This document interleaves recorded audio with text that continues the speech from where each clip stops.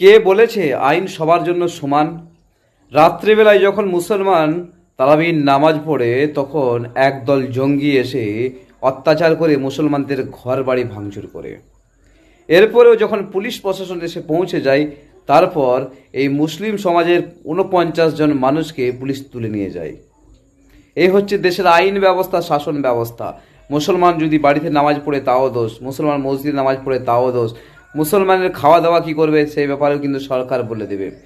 প্রশাসন একেবারেই চুপচাপ রয়েছে। মুসলমানদেরকে কিভাবে দাবিয়ে রাখা যায়, মুসলমানের কিভাবে সমস্ত দিক থেকে বঞ্চিত করা যায় সেই ব্যাপারে আজকে আইনি ব্যবস্থা, পুলিশ প্রশাসন কোনো দিক থেকে কোনো কিছু কিন্তু মুসলমানের হয়ে কথা বলছে না।